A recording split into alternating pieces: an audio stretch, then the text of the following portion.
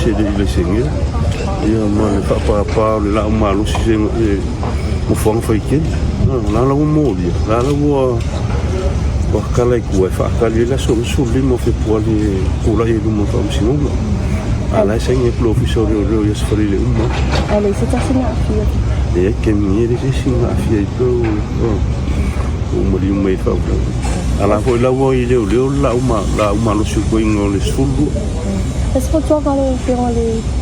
policia e tu la fa pe no le se lo vai lo wa involve ya tu blong tan bo ma ia la ma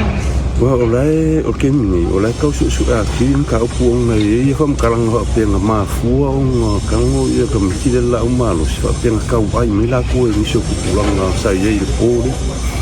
la fa nga so la su na le pe fa ma ni ku lang na le ka vai ia ka vai me ni si le fa kala ka vale ka ke se di mo le ka ku o le ma fu nga kango ia ia kam kile la umar ia ele se kulang ngai sa kong fai so kula fu ngora me fa ku ele ma wala ni se la joden tawai ma le ila te mi emosi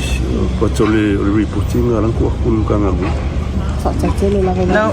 la fion kam sina ang filang fan ma ko interview ma malaw di mali fast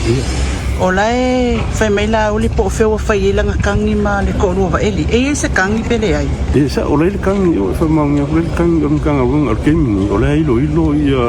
le ngam ka mo ko kangi fa wala o mo me fa kalang fa pung ele so pe se me ro de a fiese ai e ilo le upu ia le fa ki po re me e so kula fongo fa kalang ai fa ki wa ngal pon mo yang ngal fongo mo dia ole information ia mal harassment using electronic means so kulanga la la ia ilo ia fa kasela ma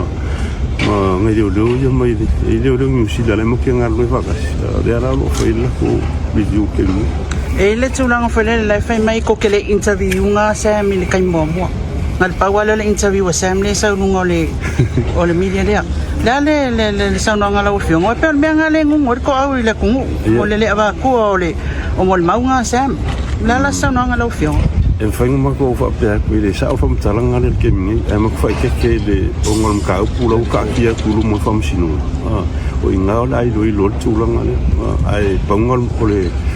fam kalang fa ma ko pe ile fa ma ngi ku inga ya fa